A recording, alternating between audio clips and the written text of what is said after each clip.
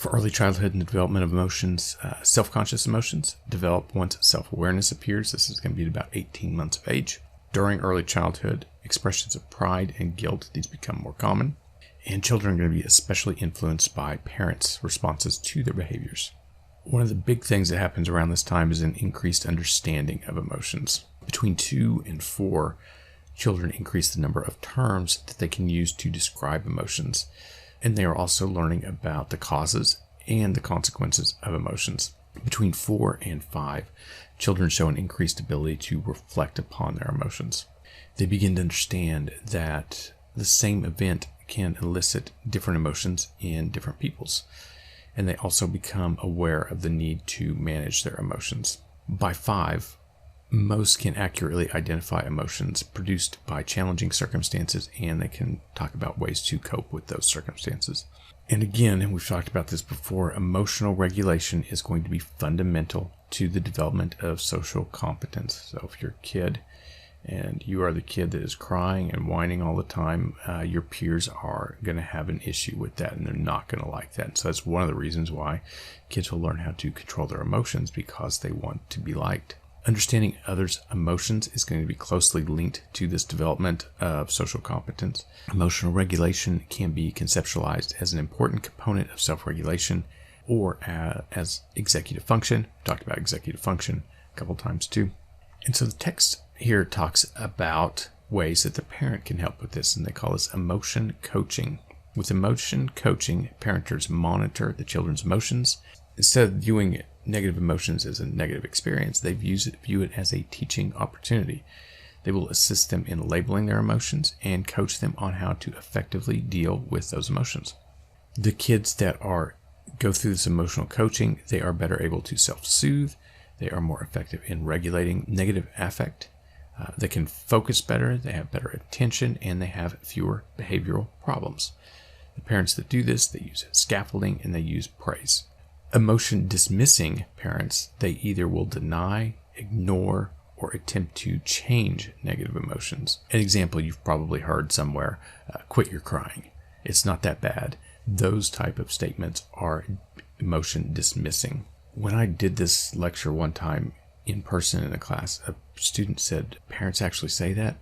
It's like, well, yeah, a lot of parents try to ignore a kid's emotions. This could also be related to how open your kid is later on, like in adolescence.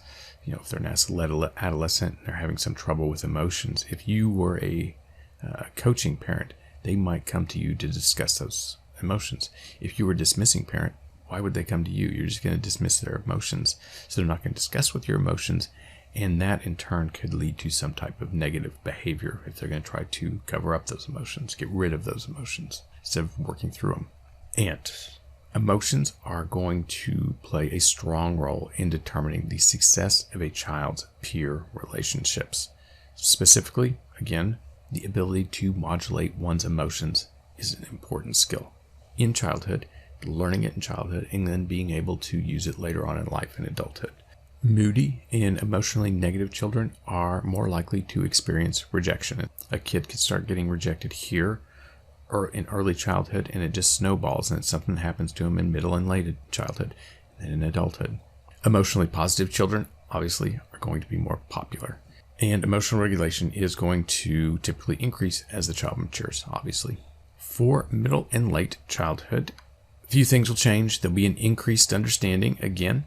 There'll be an increased understanding that more than one emotion can be experienced in a particular situation. An increased tendency to be aware of the events leading to emotional reactions and understand how the emotions happened better. The ability to suppress or conceal negative emotional reactions, the self-regulation.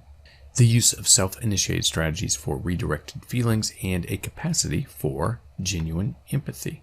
Learning how to cope with stress is an important part of a child's life at this time.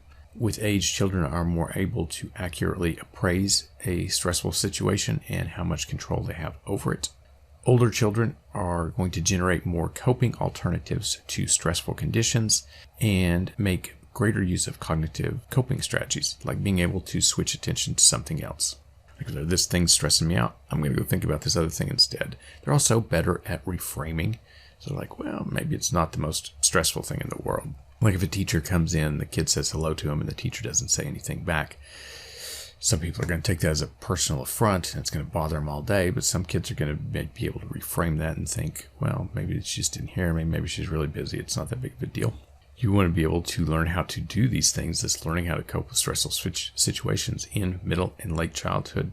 I meet a lot of, adolescents and people in early adulthood. The term for this place in the middle is called emerging adulthood. I meet a lot of people there, and there's a pretty good portion that did not quite learn this well, learn how to cope with stressful situations well, and how much control they have over situations, and how some things maybe aren't as important as they perceive it to be. By the age 10, point of all that, you want to be able to learn those, or have your kids learn, or the kids that you are working with, you want to have them learn those kinds of skills in middle and late childhood so they can take that into adolescence and take that into adulthood and not be a stressed out kid all the time.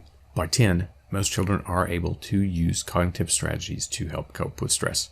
Children may not be able to do so, though, in families that have not been supportive and families that are characterized by turmoil. So if there's a lot of fighting in the house, a lot of dismissing of emotions, things of that nature, that's not going to be helpful to them to be able to learn how to cope with stress.